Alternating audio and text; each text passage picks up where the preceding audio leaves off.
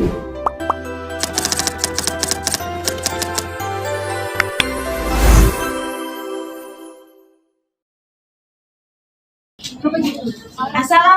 warahmatullahi wabarakatuh. Selamat pagi anak-anak ibu.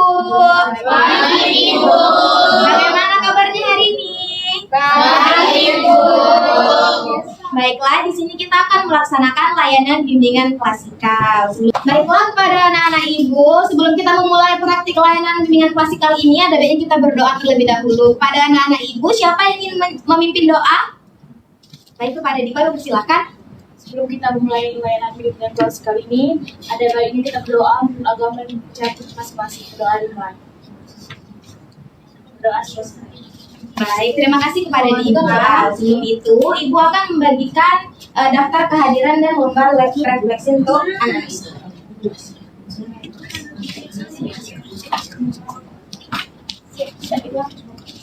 Baiklah, kepada anak-anak ibu, apakah sudah siap untuk mengikuti layanan ini? Siap, Ibu.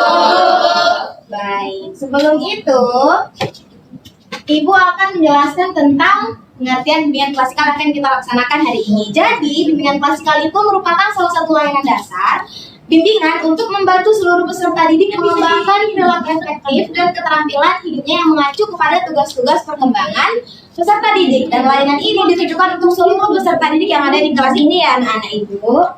Jadi, tujuan diadakannya layanan bimbingan klasikal ini yaitu membantu siswa agar siswa tersebut mampu keluar dari masalah-masalah yang menyulitkan mereka sehingga siswa mampu menyelesaikan dan menghadapinya sendiri. Sebelum kita masuk ke topik pembahasan, kita melakukan ice breaking dulu ya anak-anak ibu supaya semangat. Apakah bersedia? Bersedia, Ibu. Jadi seperti ini ya anak-anak ibu sedikitnya. Kalau ibu bilang tepuk 1, ibu tepuk 2, yes, tepuk 3, cool, gitu. Jadi kalau misalnya ibu satu kan tepuk 1, 2, 3, yes, cool, gitu bisa? Bisa, Bu. Baik, mari kita praktikkan ya anak-anak ibu. Tepuk 1, Bu. tepuk 2, Yes. tepuk 3, Bu. tepuk 1, 2, 3. Bu. Yes. Bu. Oke, praktiknya semuanya kita semua. Nah, jadi topik pembahasan kita pada hari ini adalah merasa tenang dan siap menghadapi tugas atau ulangan yang sulit. Sebelum kita beralih ke pertanyaan pemantik, siapa di sini yang selalu merasa tidak tenang kalau misalnya mau ujian ataupun ulangan? Saya, Bu. Banyak ya kan anak-anak ibu, pasti kalau misalnya ujian kita deg-degan, gak konsen, makan pun kadang gak selera gitu ya kan? Ya, Bu. Baik, jadi di sini ada 2 pertanyaan pemantik yang akan ibu berikan kepada anak-anak ibu. Yang pertama, apa yang biasanya anak-anak ibu rasakan saat akan menghadapi ulangan atau tugas yang sulit? Siapa yang mau berpendapat? Kepada Naiza, ibu silahkan. Saya biasanya ngerasain susah tidur, Bu. Jadi kepikiran terus nanti ulangannya gimana gitu, Bu. Baik, benar sekali ya anak-anak ibu.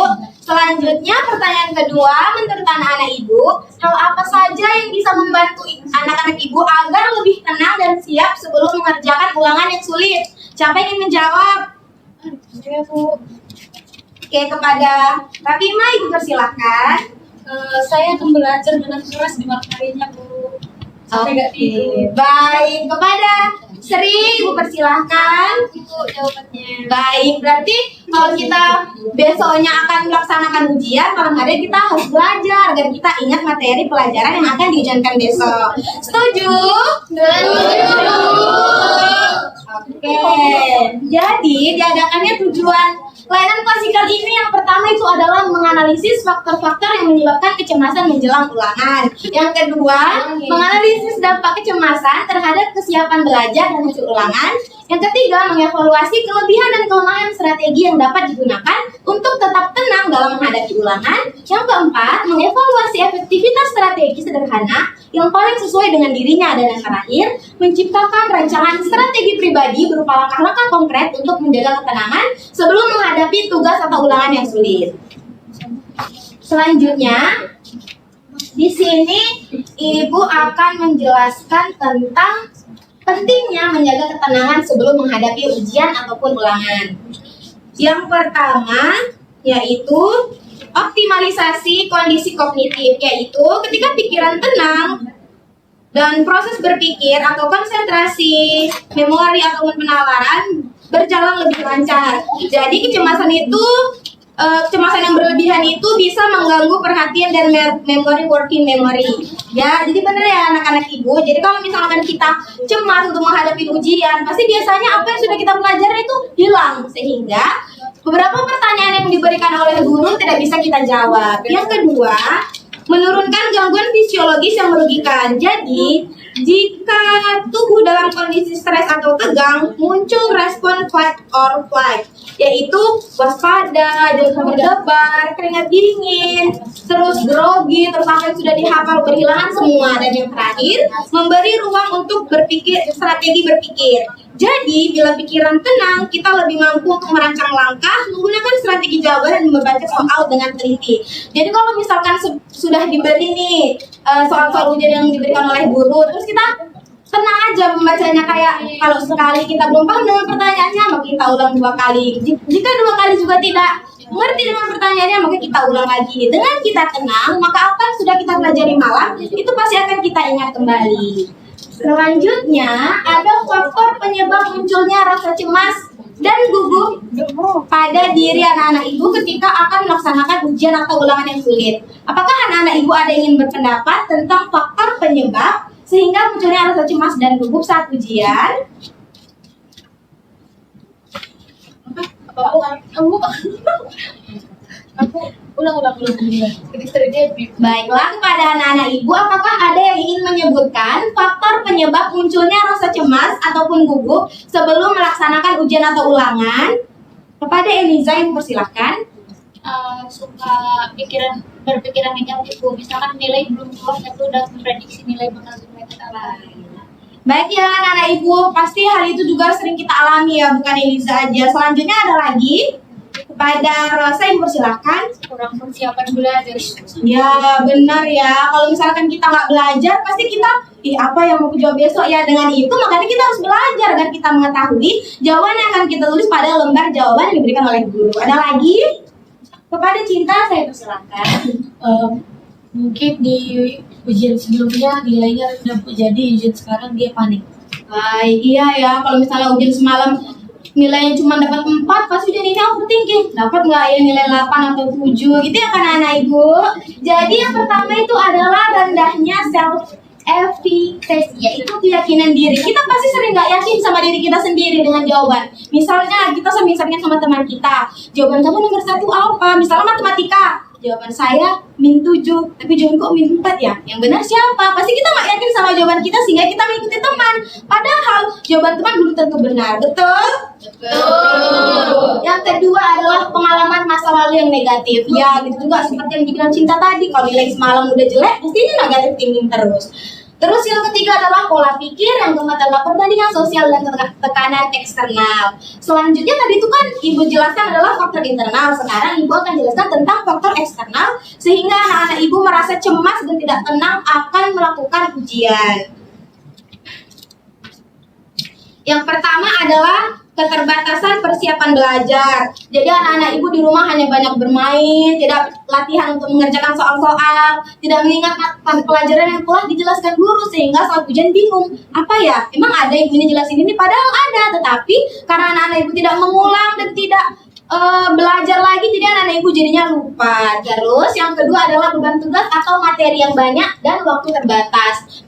Dalam sekolah itu pasti kan 1 hari banyak mata pelajaran. Kalau misalnya pada saat UAS, berarti dalam 1 hari itu UAS semua. Jadi kita bingung, mau yang mana dulu dipelajarin ya. Ada pelajaran matematika, ada IPA, ada IPS, ada Penjas. Aduh pusing gitu ya kan. Jadi kita nggak tahu yang mana duluan ini yang kita ingat mata pelajarannya. Berarti kita harus pilih pelajaran yang pertama dulu.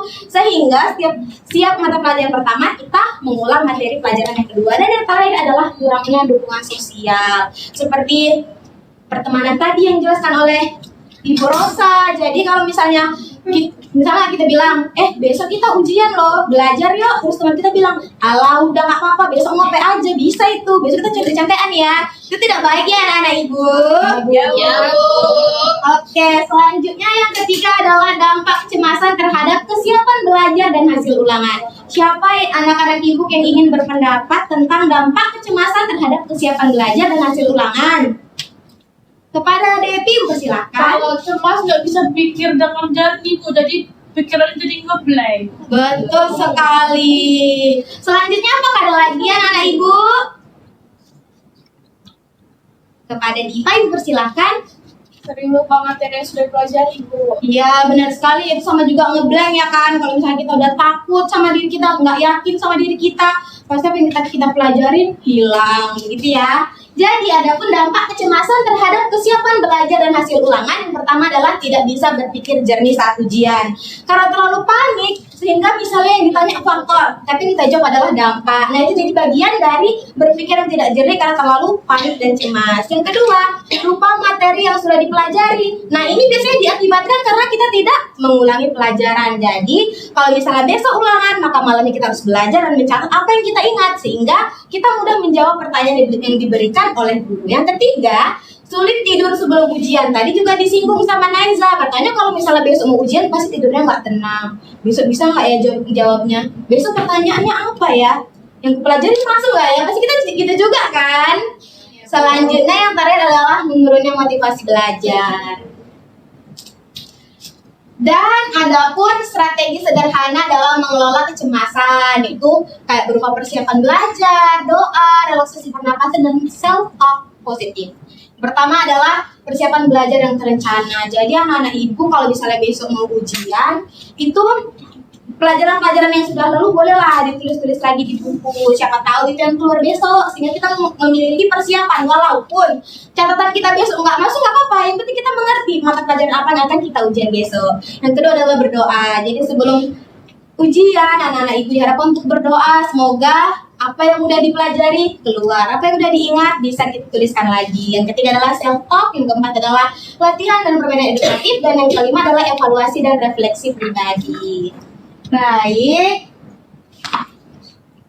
Nah, jadi di sini ibu akan memberikan lembar LKPD kepada anak ibu dan membaginya dalam 3 kelompok. Jadi seperti tadi, ini kelompok 1, kelompok 2, dan kelompok 3. Nanti dari masing-masing kelompok ibu harap ada 1 siswa yang bisa menjawab dari lembar LKPD yang ibu kasih.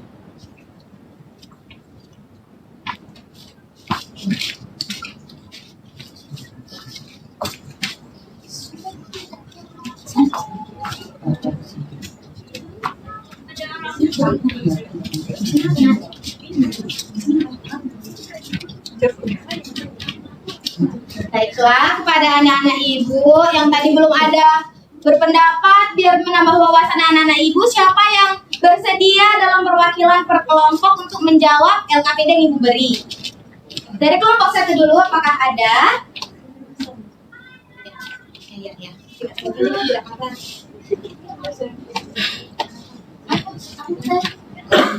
Apa sih LKPD?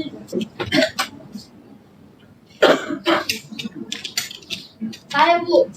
Baik, pada Widya ibu persilakan. Nah, jadi setelah diskusi Bu, cara yang bisa dilakukan agar tetap tenang dan siap saat menghadapi tugas ulangan itu, yang pertama itu usahakan dari rumah itu sudah belajar, sudah ada persiapan, jangan lupa berdoa, terus kalau bisa itu materinya jangan dihafal aja Bu, kalau bisa dipahami. Terima kasih Bu. Baik, terima kasih kepada Widya. Benar ya anak-anak ibu. Selanjutnya dari kelompok yang lain, kepada Jessica ibu persilakan.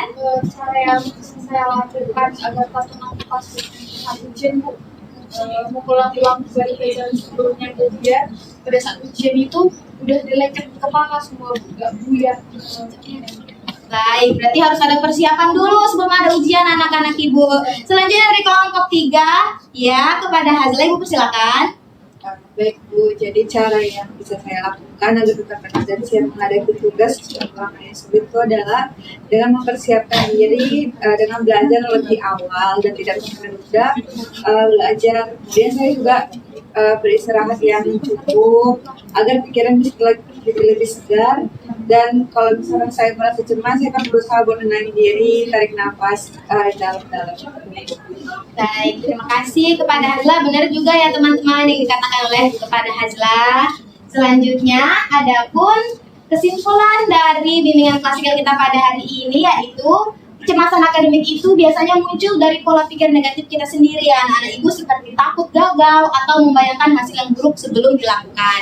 Yang kedua, kecemasan ditandai dengan perasaan gelisah, nggak nyaman, tidak bisa tidur kalau misalnya besok ulangan atau ujian, gugup dan takut ketika menghadapi tuntutan akademik. Yang ketiga, kecemasan tercermin melalui tindakan misalnya menunda belajar, tidak mempersiapkan diri, menghindari tugas karena udah terlalu banyak. Jadi anak-anak ibu udahlah males lah ngerjain, udah terlalu banyak pun udah numpuk, atau bersikap terlalu perfeksionis. Dan yang terakhir, strategi pengendalian untuk anak-anak ibu yaitu anak-anak ibu dapat mengurangi kecemasan dengan cara mengubah pola pikir yang negatif menjadi positif.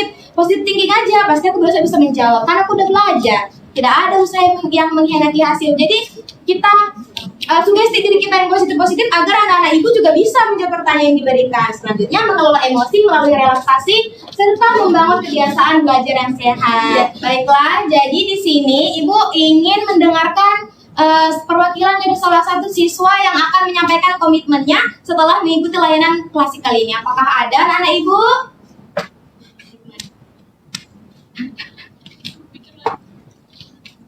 Kepada Cinta, ibu persilakan. Baiklah Bu, setelah mengikuti layanan klasikal hari ini, saya berkomitmen ketika sedang ingin ujian, saya rajin belajar dan pasti mengulang-ulang pelajaran yang sudah dipelajari sebelumnya agar ketika ujian saya tidak panik dan tetap menjalankan ujian dengan baik. Baik, terima kasih Cinta. Kepada anak-anak ibu yang lain juga harus berkomitmen yang sama ya. Tidak hanya diucapkan dalam kata-kata saja, tetapi yang diterapkan dalam kehidupan sehari-hari. Oke, baik. Semoga layanan bimbingan klasikal kita ini dapat bermanfaat bagi anak-anak ibu. Apabila ada kesalahan kata dari ibu mohon maaf. Dan terima kasih kepada anak-anak ibu sudah mengikuti bimbingan klasikal dari awal hingga akhir. Baik, sebelum kita menutup layanan klasikal ini, kita tadi sudah membukanya dengan doa, kita harus menutupnya juga dengan doa. Kepada anak-anak ibu, apakah ada yang ingin memimpin doa? Pada sama ibu persilahkan.